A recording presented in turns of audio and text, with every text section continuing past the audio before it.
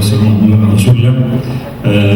the beginning, I would like to thank the Mr. Chairman and the moderator of this course to invite me to lecture in this great institute.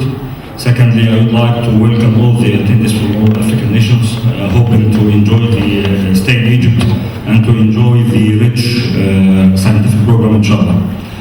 We are going to speak about an important topic, which is the dialytic support for acute kidney injury patients. At first, we should know the classification and the magnitude. We are not going to go through the details, but we have three classifications for the acute kidney injury. The first was the rifle strata, approved by the AKI in 2001, which classified the stages of acute kidney injury into 5 stages. 3 of them for the injury, the risk, injury and failure, and 2 for the outcomes, which is the loss and end-stage kidney disease. Then in 2006, the acute kidney injury network, the AKI classification was approved, and then the last one was the Kidoki composite staging for AKI, which is composed or combines both the AKI and the rifle classification. Why do we study the acute kidney injury? What is the importance? In the CJS, in the Clinical Journal of American Society of Nephrology, promoting kidney function recovery in patients with acute kidney injury requiring renal replacement therapy. They say that in 20% of patients admitted to hospitals, they suffer from acute kidney injury. And from those with 20% who suffer the acute kidney injury, 1 or 2% proceed to acute kidney injury and require dialysis, require renal replacement therapy. From those, 40 to 60% survive. 40 to 60% survive. And from those who survive after going through early recognition and management, they go up to 50%, up to 10 to 30% remain on hemodialysis. Those who remain on hemodialysis may improve after 90 days of acute kidney injury, and 20 to 60% may remain on the hemodialysis and remain as chronic kidney disease. So the dilemma of the acute kidney injury is a big problem, either in hospital or in ICUs. Where are we in the process of acute kidney injury and the dialytic support? We have to know what do we aim for from the dialytic support, when should we start, early or late, what therapy should we use, which modality, which vascular access, and how much therapy is enough, the dose for the dialytic modality, and when do we stop or switch the dialytic time. The ideal renal replacement therapy should aim to allow to control the intra and the extracellular fluids, and control for the electrolyte disturbance, control for the acid-base balance, correction of uremia and removal of uremic toxins, promotion of renal recovery, improvement of survival, is free of complication or to minimize the complication, and to clear drugs effectively or toxins if the cause of acute kidney injury was due to some drugs. Regarding when to start the renal replacement therapy, this is a paper published in 2011 mentioning the emergent indications to start acute kidney injury replacement therapy: the metabolic acidosis due to increase in serum creatinine, or encephalopathy and pericarditis, severe hyperkalemia more than 6.1, or severe metabolic acidosis less than 7.1, severe hypermagnesemia, oligoanuria, and fluid overload, especially pulmonary edema resistant to diuretics. These indications are compelling indications. We are going to start the replacement therapy, whatever the condition of the patient, whatever the serum creatinine. When should renal replacement therapy be initiated for patients with acute kidney injury? There are some factors influencing the decision. These factors are related to the patient and related to the logistics. Those related to the patients, the unnecessary procedures, meaning I can put a patient on renal replacement therapy and this patient is going to recover. So he is now suffered from an unnecessary procedure, and if I waited on him, he could have recovered completely without our interference, just the supportive treatment. The second is the complications related to the renal replacement therapy itself, like hypotensive episodes, or those related to the insertion of central venous catheter, like hemothorax or pneumothorax due to subclavian catheterization. The factors of implementations are due to logistics, the presence of the equipments needed to perform the renal replacement therapy, the vascular access, and the availability of the trained medical personnel. The parameters by which different studies determine the initiation of renal replacement therapy are different. Some studies use creatinine, some studies use blood urinary nitrogen, many studies use urinary output, and in most of these studies, the marker or the most important marker for the improvement of acute kidney injury was the urinary output. Some other markers are used, like the duration between ICU or hospital admission and the initiation of renal replacement therapy. Those who started or used creatinine as a marker for the initiation of renal replacement therapy have divided serum creatinine into two parts: the early renal replacement and late renal replacement, using a serum creatinine of more than 309 micromole per liter. If it is more, this is late renal replacement therapy. If we started with low serum creatinine, then this it's called early renal replacement therapy. Serum urea also was used in some studies, but at different ratios. Some used 21 and some used 35 as a marker, so it's not definitive. Some used, many studies in fact, used the urinary output of less than 100 milliliters in 8 hours as a marker for initiation of renal replacement therapy. The Renal study considered renal replacement therapy in these conditions. You are going to find that these are the compelling indications: severe oligoanuria, hyperkalemia, pH less than 7.2, creatinine more than 3.5 with clinically significant organ edema like pulmonary edema or brain edema. The then NIH study considered the urea in the renal replacement therapy more than 21 millimoles, volume overload, hyperkalemia and acidosis, and uremic signs also. These are different protocols. These protocols are not obligatory. We should do a consensus, or each institute form its protocols. But these compelling indications, I think we all agree that these are accredited by any institution. To study the comparison of early versus late initiation of renal replacement therapy in clinically ill patients, a systematic review was done in 2011, studying 15 studies. At that time, you are going to see that in the first plot, this rectangular part is going in favor of the early initiation of dialysis, early initiation of renal replacement therapy. Another meta-analysis was done to see the effect of renal replacement therapy, the time of initiation or renal recovery. And you are going to see again in the first plot, if it touches the column on number 1, this means that there is no difference between early or late initiation on kidney recovery. These are all observational studies. These two study protocols are going up till now, and the results are not published.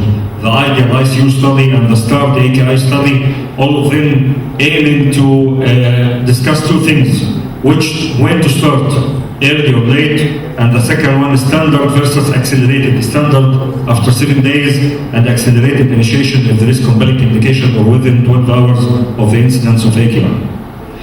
The KDOQI United States commentary on the KDIGO guidelines.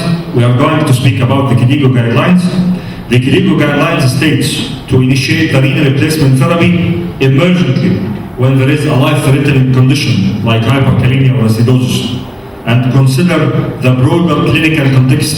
We are not going only to rely on serum creatinine and the blood urinary nitrogen. We are going to consider the clinical situation of the patient. Is there malnutrition? Is there pericarditis? Is there encephalopathy? Is there seizures? And we are going to see all these parameters together with serum creatinine and the blood urinary nitrogen to determine whether to start renal replacement therapy or not. Also, the KDIGO guidelines, we are going to see that the KDIGO guidelines in their talk, they initiated or they stated that to consider renal replacement therapy from the beginning of stage 2. So consideration of renal replacement therapy in patients suffering from acute kidney injury is considered from patients of those who suffer from acute kidney injury at stage 2.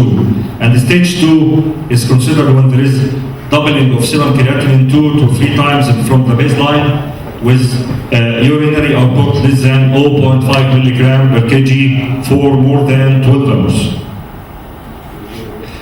This is an algorithm proposed for the initiation of renal replacement therapy. We are going to examine the patient again to see if there is compelling indication.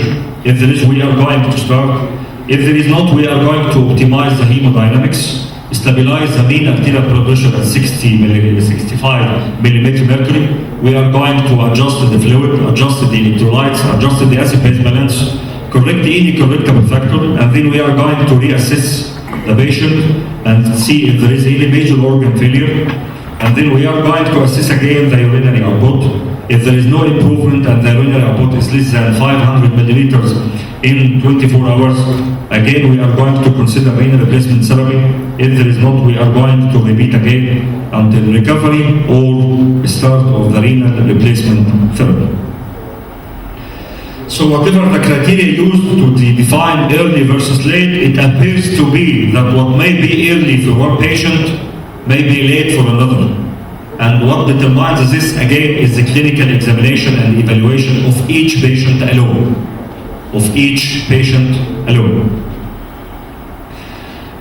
This is another paper discussing the role of renal replacement therapy in critically ill patients, and they stated that in patients with multiple organ failure, the threshold for renal replacement therapy is much lower. And I can add, in those with major multiple organ failure, those who suffer from septic acute kidney injury, the threshold for renal replacement therapy is much lower than those suffering from acute kidney injury with no major organ failure. And starvation or limitation of protein diet is not a contraindication to start renal replacement therapy if needed. Correct the metabolic disturbance and then start renal replacement therapy. Then which modality to use? If we decided to start renal replacement therapy, which type of dialysis? We have hemodialysis and we have peritoneal dialysis. And hemodialysis, we have the intermittent techniques like intermittent hemodialysis. This is the conventional hemodialysis, or the isolated ultrafiltration. We have continuous techniques like continuous veno-venous hemofiltration, continuous veno-venous hemodialysis, and continuous veno-venous hemodiafiltration, slow continuous ultrafiltration. And we have hybrid techniques, which is a sustained low efficiency dialysis or sustained low efficient dialysis with filtration. And then we have the peritoneal dialysis. Which of them we are going to use according to the literature?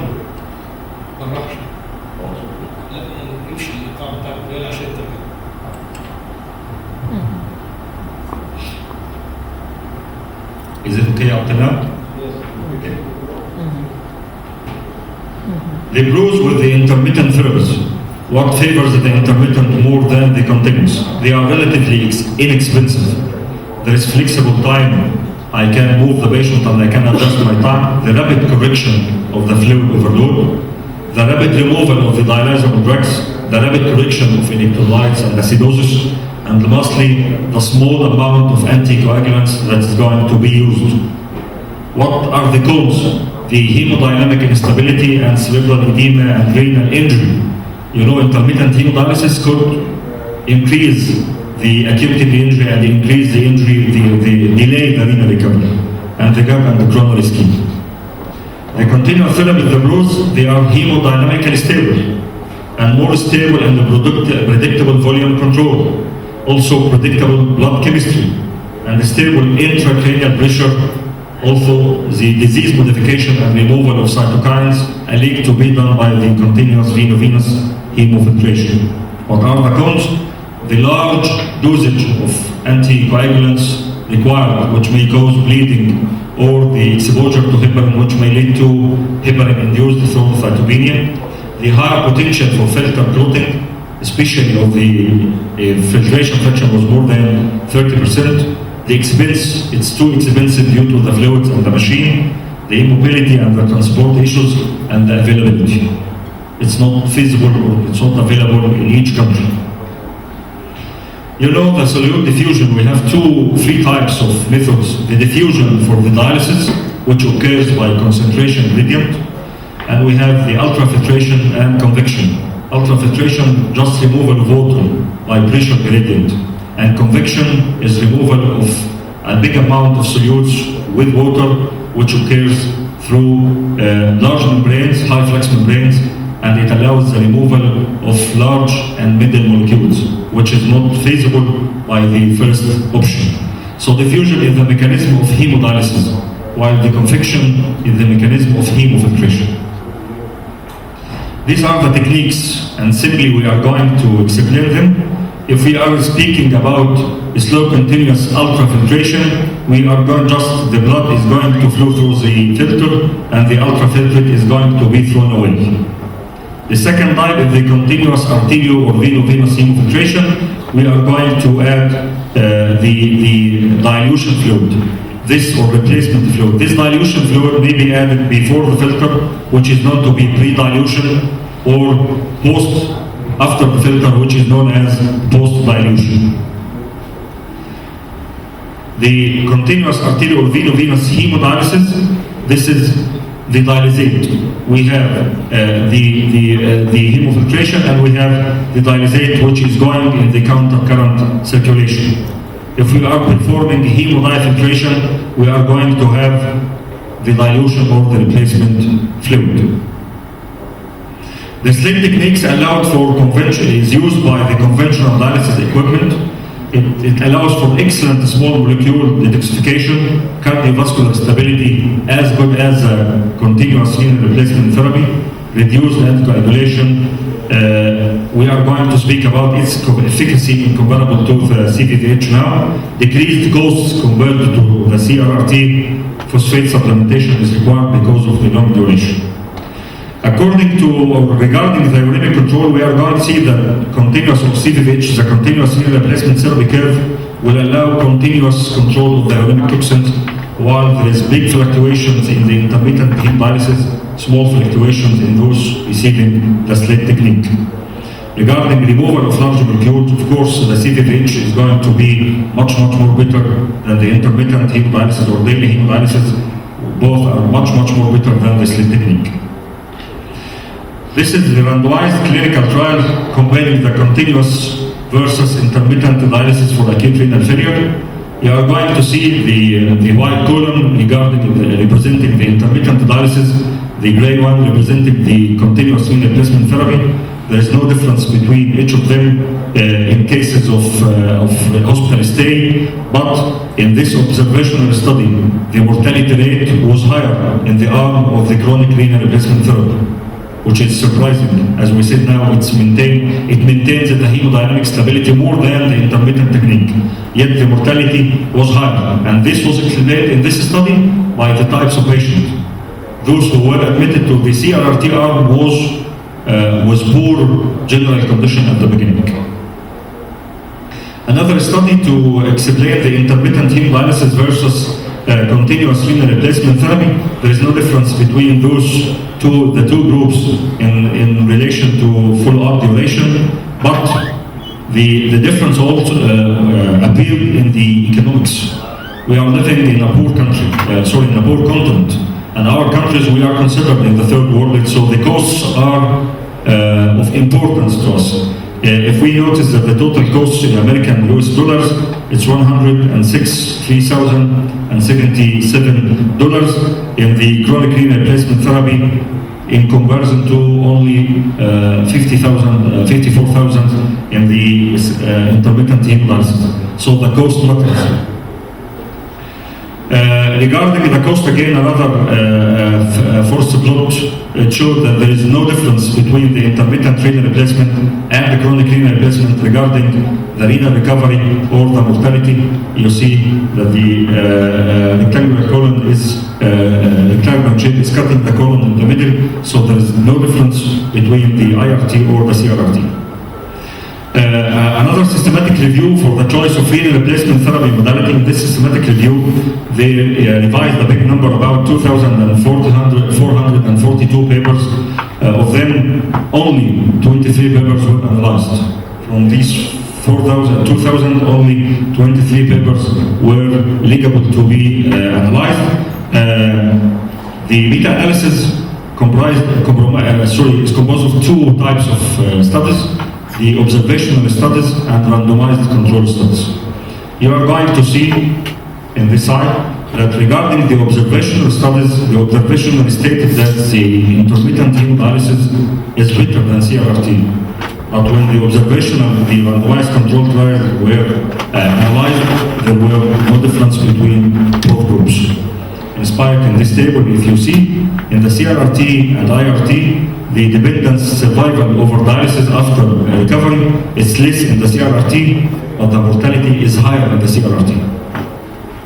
But in the observation in the randomized controlled trials, the end result, they are both equal, no difference between each type.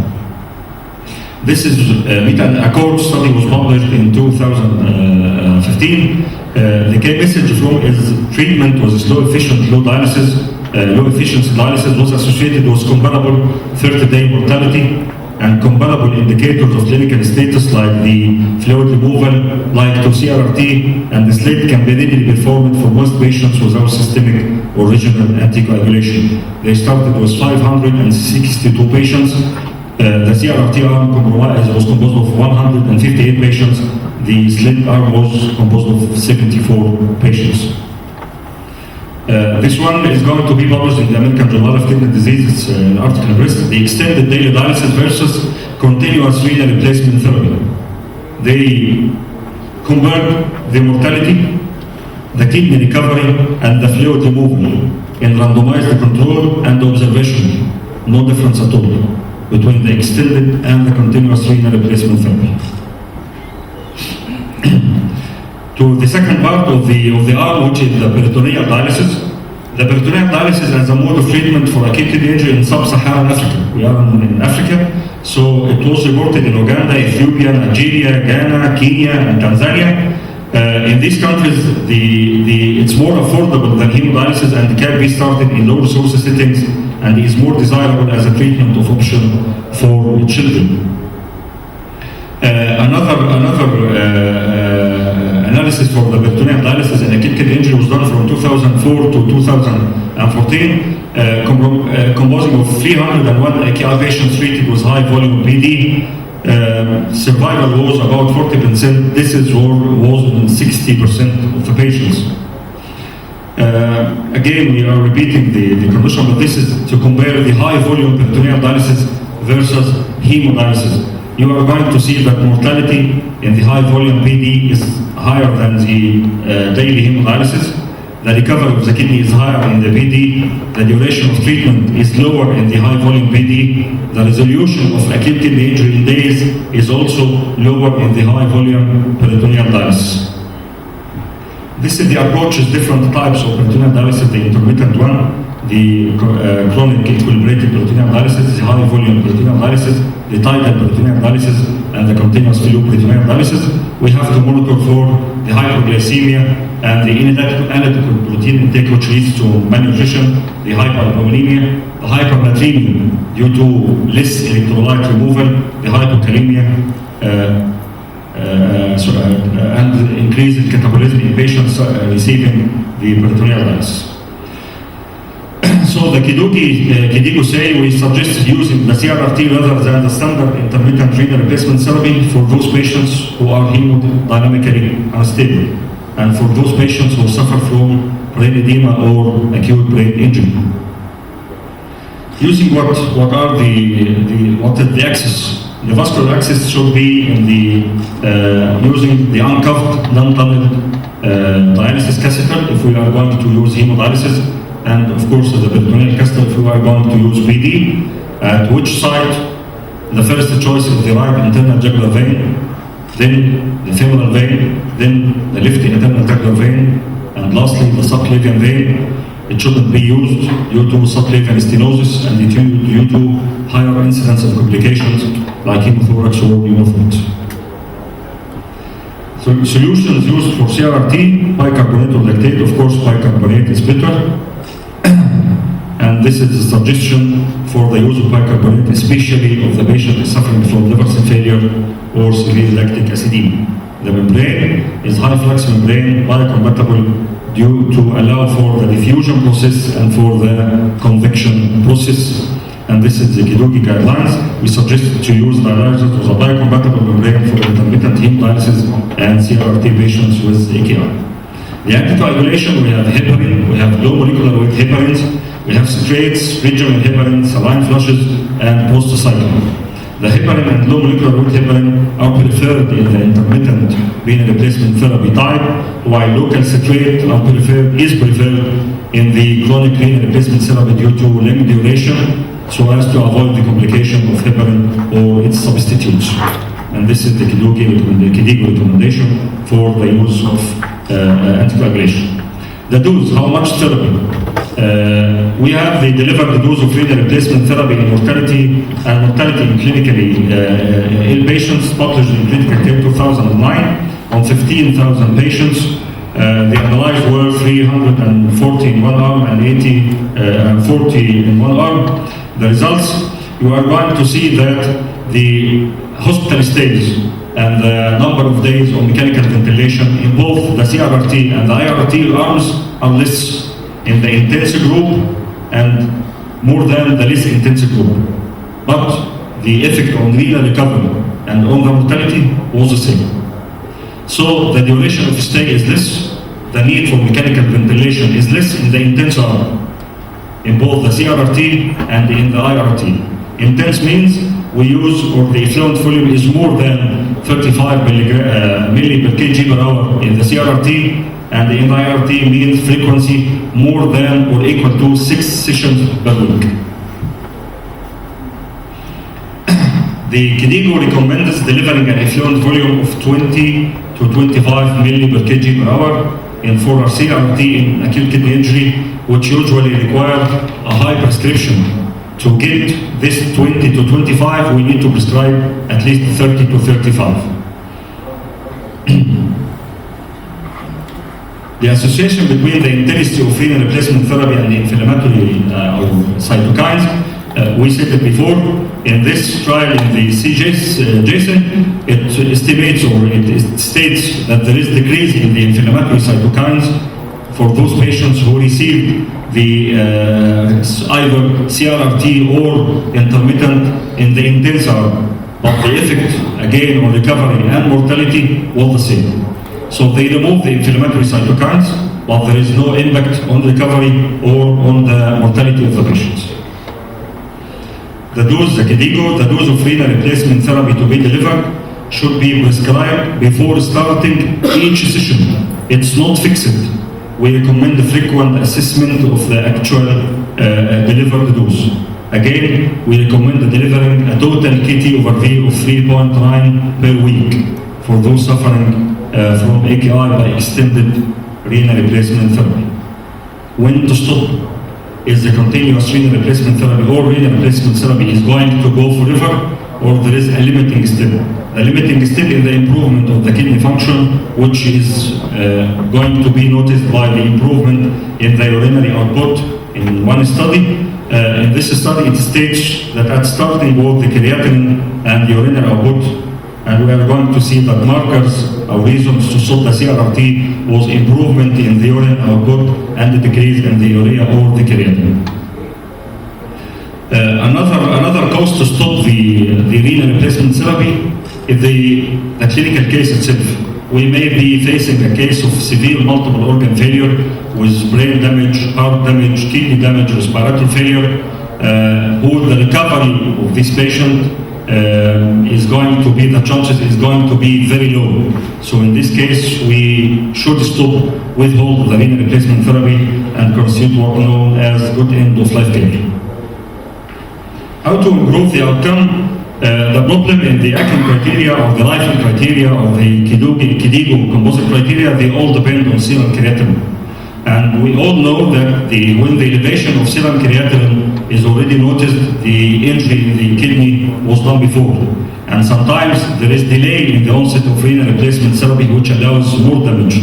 So the future or the aim is to discover or to collect a panel of some markers like the NGAN or cystatin C or KMAN molecule or the FALFAB, to form a panel of these markers to detect what is known, to form what is known as renal engine.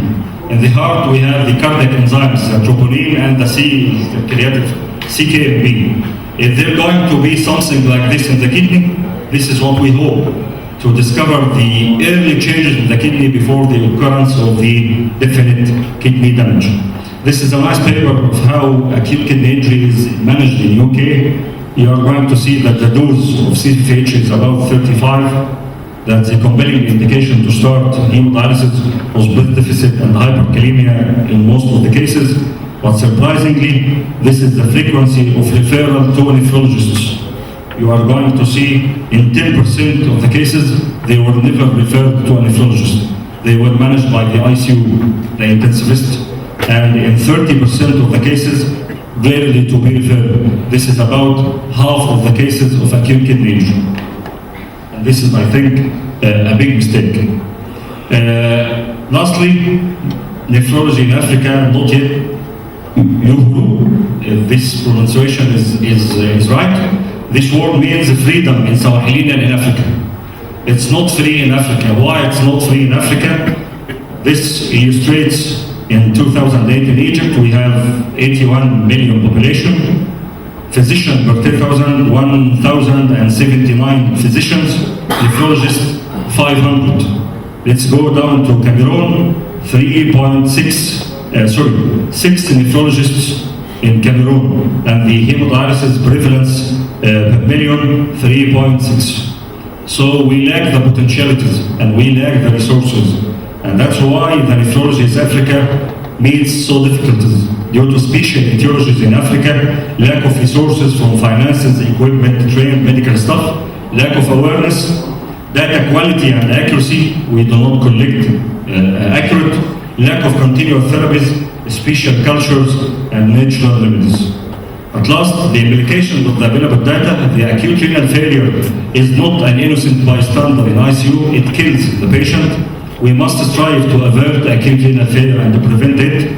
We must ensure adequate dosing of renal replacement therapy, and the choice of renal replacement therapy mode may be not critical, and septic acute renal failure may be a different beast and needs a different management.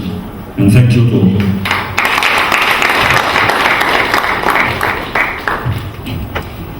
Thank you, Dr. Ahmed, for your excellent talk, and now open for discussion.